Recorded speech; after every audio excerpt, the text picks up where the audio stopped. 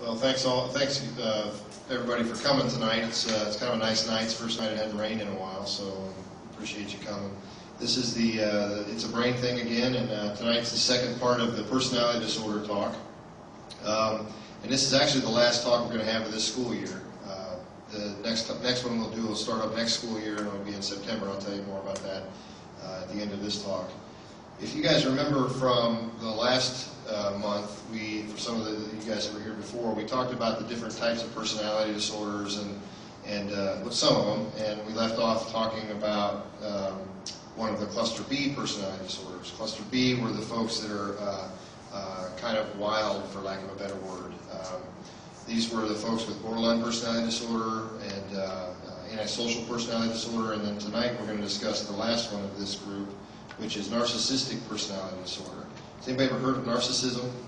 I think at some point most of us have. We always kind of scratch our heads. I used to scratch my head before I learned about this stuff and saw it in action. I scratched my head and kind of wonder, what is that? What are people referring to?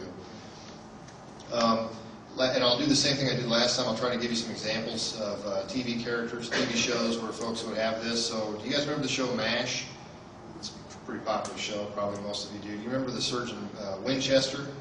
Alan Alda's character always used to make fun of him and everything. But Winchester was he's kind of an example of a narcissistic character, a narcissistic personality disorder maybe.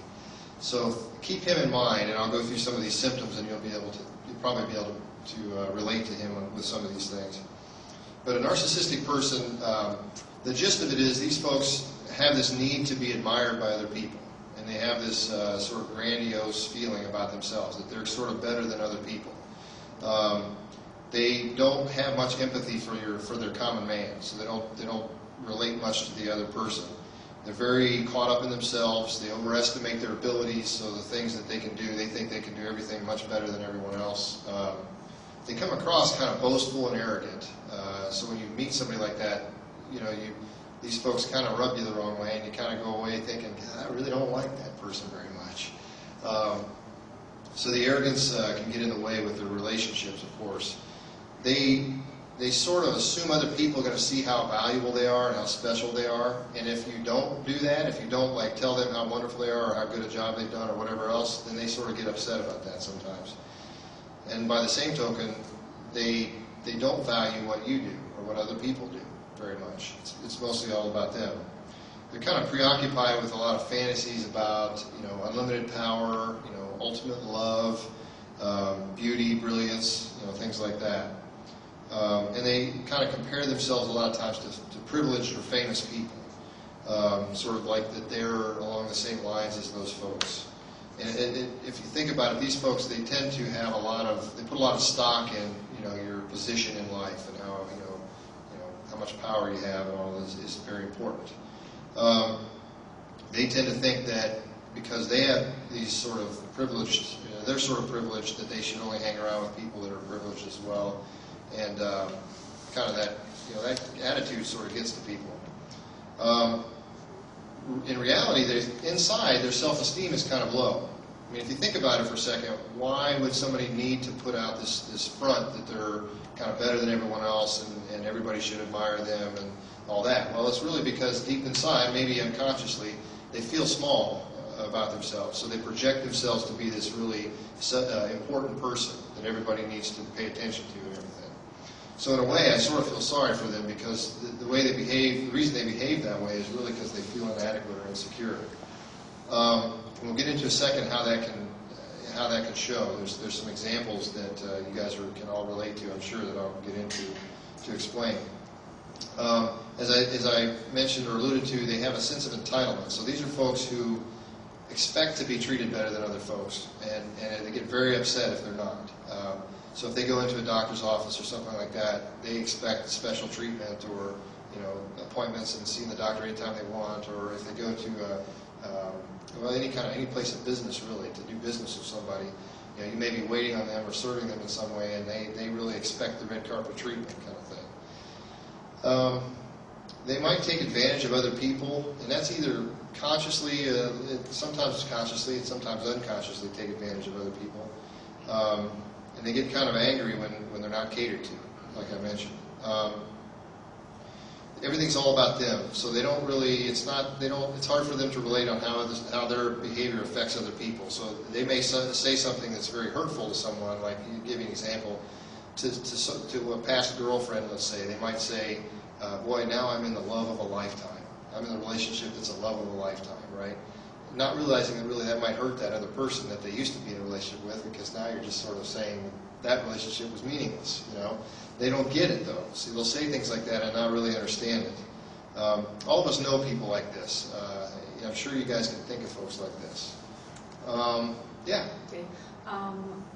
One person I was thinking of, and again, this is on the TV, but the TV show ER. Yeah. You know that TV show, and it was a while back. Yeah. But there was that doctor who lost his arm in that helicopter thing. Oh yeah, Rocket Romano was his name. Romano. Okay. He was a surgeon, right? Yes. Yeah. And so, and the other one that you gave an example of was a doctor as well. So, do you think that certain personality types will choose a certain profession that yes. would? It's an excellent question. Yeah, why, in other words, and I'll just straight out say it, there are a lot of physicians that have this kind of personality. Some people refer to it as a God complex, you know. And your question is basically, do certain personalities types gravitate towards certain areas in life or certain positions, jobs, and things like that? Well, sure. If you're a physician, you sort of are treated fairly well, right? I mean, folks hold you in a high esteem, and you know they look up to you, and so if you're kind of feeling like you're grandiose and like you need to be admired and you have a sense of entitlement, what better thing to be than somebody in life that gets treated that way? So if they can, then they sort of gravitate towards that position. So absolutely. And I'm not, and certainly any physician that's watching, and I'm a physician obviously, and any physician that watches this on the TV, it's not like every physician is this way.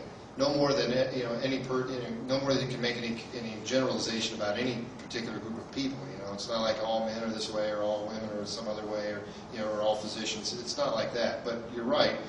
There do tend to be a lot of folks in the medical profession like this. But you also see lawyers, politicians, right. Politicians, classic ones for this narcissistic personality disorder.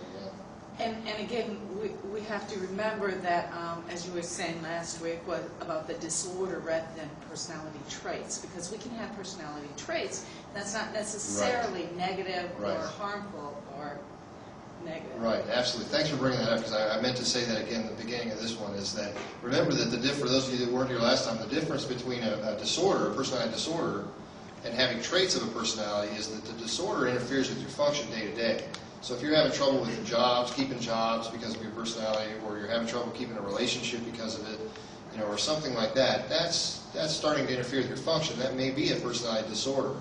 But all of us will have traits of these things. And when I use my example here in a second about narcissism, we're all going to sort of go, oh, geez, I hope he's not talking about me there, because I feel like that too sometimes, But it's not. I mean, we all have traits of these different things, and we all. And as a matter of fact, it's probably more common to have, when you have a personality disorder, to actually have a kind of not one formal personality disorder, but have traits of many different ones that sort of add up and cause you to have a disorder.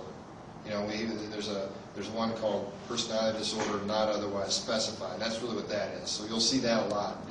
Probably it's diagnosed more than any of these individual personality disorders just because of that. So just some other examples of these folks, but these are excellent questions, Matt. The other, like I said already, I already sort of mentioned that they're kind of arrogant and they act a little bit snobbish, act better than other people. When you're narcissistic and you feel sort of small inside about yourself on some level, if somebody criticizes you or in some way kind of, I don't know if insult is the right word, or if they disrespect you in some